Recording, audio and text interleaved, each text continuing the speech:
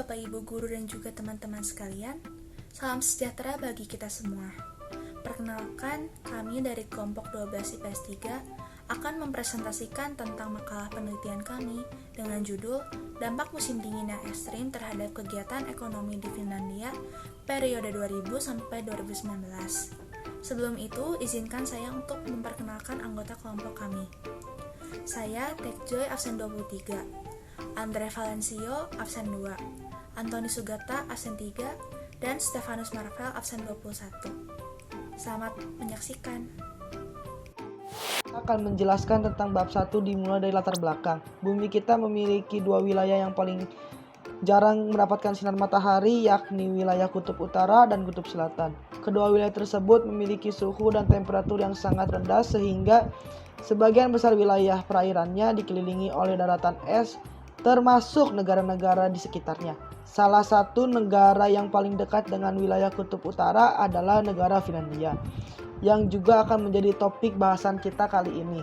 Sesuai dengan letak astronomisnya, Finlandia berada di belahan bumi bagian utara. Hal tersebut membuat Finlandia memiliki iklim dingin dengan musim dan cuaca dingin yang sangat ekstrim. Bahkan saking dinginnya, orang-orang Finlandia menyebut negara Finlandia itu negeri kulkas. Meskipun keadaan iklim dan cuaca Finlandia cenderung dingin dan bersalju, akan tetapi hal tersebut tidak menghentikan Finlandia terus maju dan berkembang. Karena seperti yang kita ketahui bahwa Finlandia menjadi salah satu negara maju yang memiliki keadaan ekonomi yang sangat stabil dan kualitas pendidikan yang sangat baik. Berdasarkan latar belakang di atas, kelompok kami sangat tertarik untuk membahas lebih lanjut mengenai negara tersebut, serta bagaimana negara tersebut dapat bisa berkembang menjadi negara maju di tengah musim dingin yang ekstrim. Padahal jika kita lihat ada banyak negara yang memiliki iklim yang stabil dan tanah subur tetapi masih tetap menjadi negara berkembang. Contohnya saja negara kita Indonesia.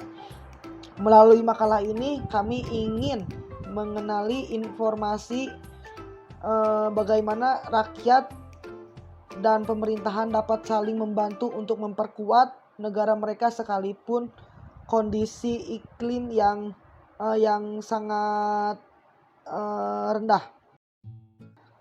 Selanjutnya kami akan membahas rumusan masalah yang akan dibahas dalam tema kali ini. Rumusan masalah kelompok kami yaitu 1. Apakah musim dingin yang ekstrim mempengaruhi keberlangsungan kegiatan ekonomi di Finlandia? Yang kedua itu bagaimana penduduk dan pemerintahan Finlandia bisa menyesuaikan diri untuk bertahan hidup dan tetap menjaga stabilitas ekonomi di tengah cuaca dingin yang ekstrim, terutama di tahun periode 2000 sampai 2019. Terus yang ketiga itu bagaimana perkembangan negara Finlandia bisa memiliki ekonomi yang stabil sehingga dikategorikan menjadi negara maju padahal memiliki musim dingin yang begitu ekstrim, terutama di periode 2000 sampai 2019. Adapun penelitian ini manfaatnya ada manfaatnya penelitian ini. 1. Mengetahui kegiatan dan sistem perekonomian yang diberlakukan di Finlandia di tengah masa musim yang dingin yang ekstrim ini. Yang kedua itu menganalisis cara penduduk dan pemerintahan Finlandia menyesuaikan diri, bertahan hidup dan memperkuat perekonomian di tengah cuaca yang sangat dingin sekalipun.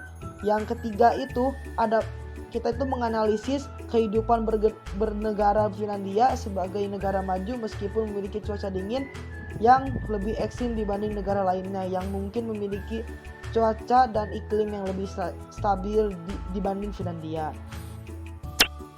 Manfaat kami meneliti ini adalah 1. Untuk memenuhi tugas akhir semester yang bertujuan sebagai salah satu syarat untuk kelulusan kelas 12. Yang kedua itu melatih kemampuan para penulis makalah supaya terbiasa untuk menulis makalah sebelum memasuki jenjang pendidikan yang lebih tinggi. Yang ketiga itu menambah pengetahuan penulis mengenai keadaan musim dingin di Finlandia dan kegiatan perekonomian dalam rentang waktu tertentu. Yang keempat itu melatih gaya berpikir kritis serta meningkatkan minat peneliti bagi para penulis. 2. Kajian teori. Kita mulai dari letak fisiknya. Letak fisik dibagi menjadi 3. Ada letak astronomis, letak geografis, dan lingkaran arktik. Letak astronomis adalah letak dari suatu wilayah atau negara yang dilihat dari posisi garis bujur dan garis lintang yang menghubungkan kutub utara dengan kutub selatan.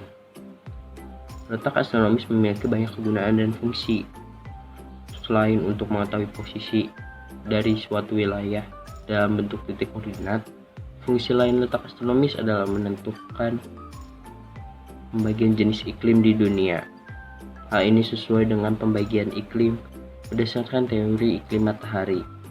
Yang kedua, letak geografis. Letak geografis adalah posisi atau keberadaan suatu wilayah atau suatu negara berdasarkan pada letak serta bentuknya di permukaan bumi. Biasanya, letak geografis dibatasi dengan adanya fitur atau elemen geografis seperti benua, laut, gunung, samudra, gurun, dan lainnya. Lingkaran arktik. Lingkaran arktik adalah suatu garis imajiner atau garis hayal yang mengelilingi bumi meliputi wilayah Arktik. Pusat lingkaran Arktik adalah kutub utara.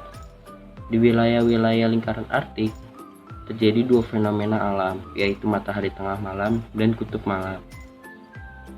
Sementara di wilayah Skandinavia terjadi satu fenomena alam lainnya, yaitu cahaya utara atau aurora. Kita lanjut ke topik berikutnya mengenai iklim, musim, dan cuaca.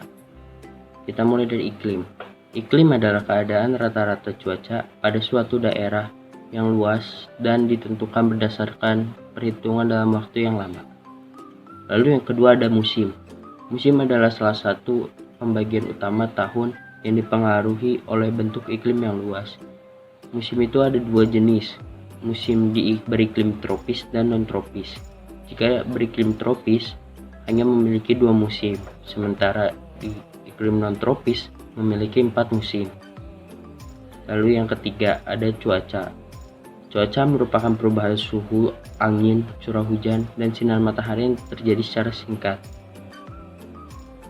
Unsur-unsur cuaca ada beberapa, yakni suhu, angin, tekanan udara, kelembaban, awan, dan curah hujan. Pindah ke topik berikutnya mengenai sistem dan kegiatan ekonomi. Sistem ekonomi adalah suatu cara untuk mengatur dan mengelola segala aktivitas ekonomi di setiap lapisan masyarakat. Ada beberapa jenis sistem ekonomi. Yang pertama ada sistem ekonomi tradisional.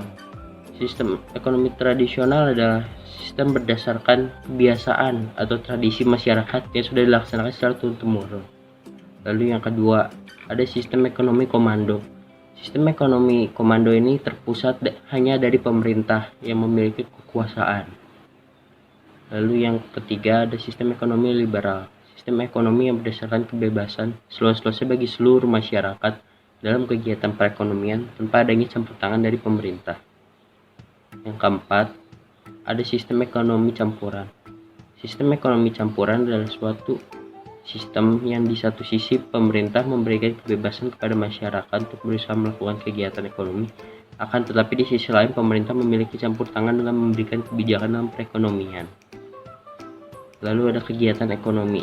Kegiatan ekonomi adalah suatu kegiatan yang dilakukan oleh manusia untuk memenuhi kebutuhan hidupnya, yang dilakukan oleh para pelaku kegiatan ekonomi, yang terdiri dari produsen, konsumen, dan distributor. Lalu kita ke negara maju. Negara maju merupakan istilah khusus yang diberikan kepada negara yang menikmati standar hidup relatif tinggi di sektor teknologi serta memiliki ekonomi yang merata, yang berarti tingkat penganggurannya sedikit. Setelah itu kita akan membahas tentang bab 3, yaitu metode penelitian. Lokasi yang kami pilih sebagai objek penelitian kami adalah salah satu negara Eropa yang paling dekat dengan kutub utara yang dikenal memiliki musim dingin ekstrim, yaitu Finlandia. Untuk waktu penelitian ini kami laksanakan dimulai dari bulan Agustus sampai November 2020. Kemudian populasi dan sampel penelitian. Untuk populasinya sendiri, populasi pada penelitian ini adalah penduduk yang tinggal di Finlandia selama musim dingin pada periode 2000 sampai 2019. Untuk memfokuskan, kami lebih cenderung membahas mengenai musim dingin di Pulau Lapland yang terletak di kawasan paling utara negara Finlandia dan kota Helsinki di kawasan paling selatan negara Finlandia. Untuk sampel penelitian dalam penelitian ini adalah para pelaku kegiatan ekonomi di Finlandia sendiri.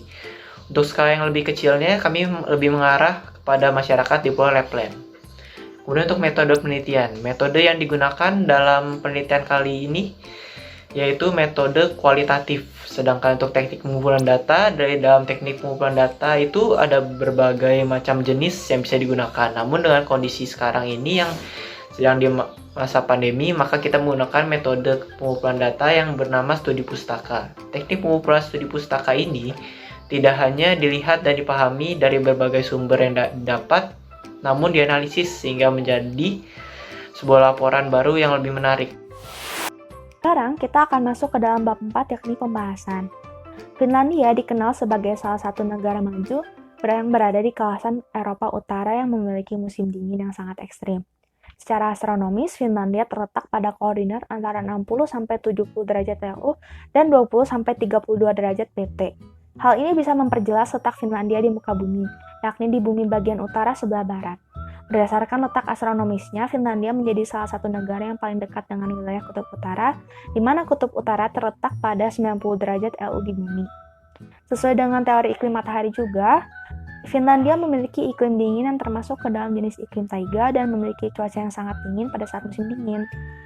Nah, sebenarnya Finlandia juga mengalami 3 musim lainnya, akan tetapi rasanya sama seperti saat musim dingin, sehingga penduduk Finlandia memiliki cara untuk bertahan hidup, misalnya dengan memakai pakaian hangat dan teknologi rumah hangat yang begitu canggih, sehingga musim dingin tidak menghambat aktivitas Finlandia.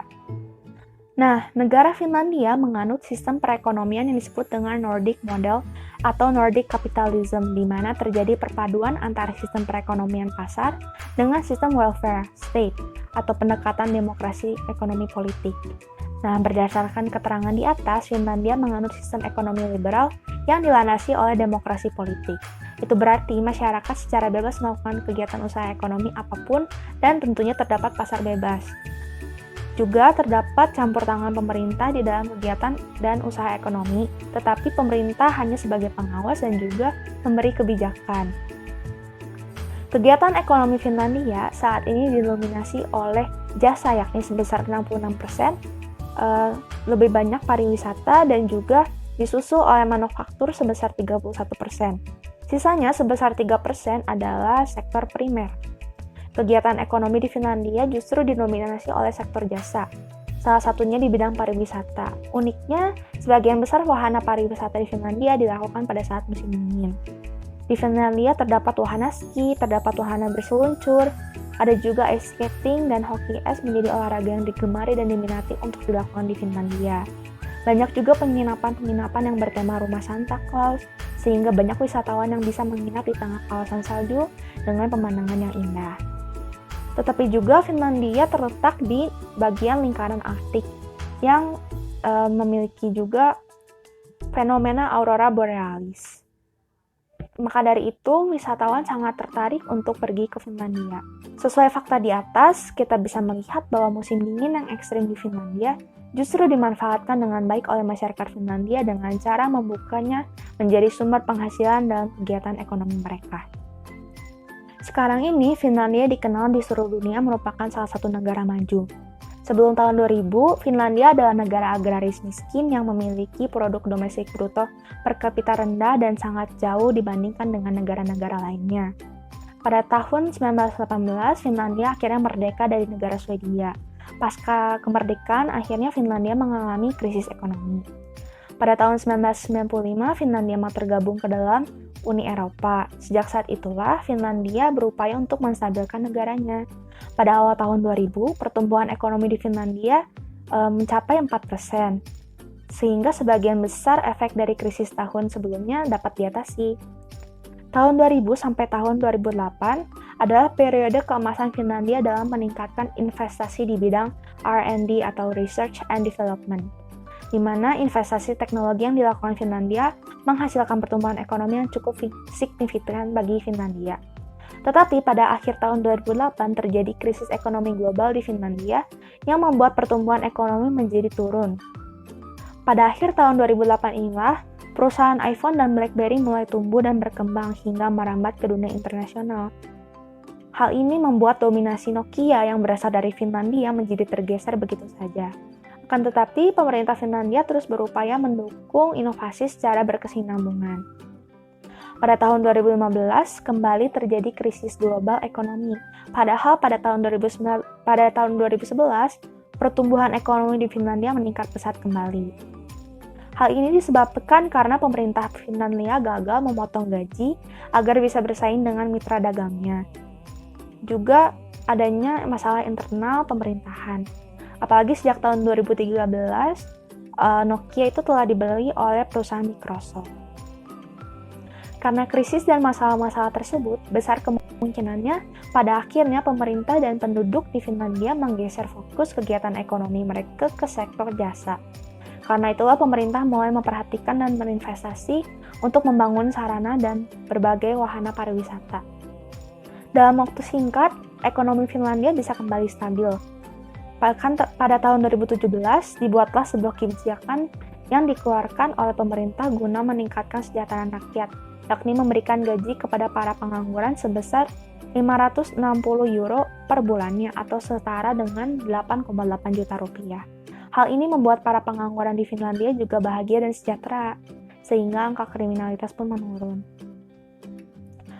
Nah, sekarang ini Helsinki dan menjadi ibu kota yang mengatur pemerintahan, dan Lapland menjadi pulau yang paling diminati para wisatawan untuk menikmati wahana musim dinginnya.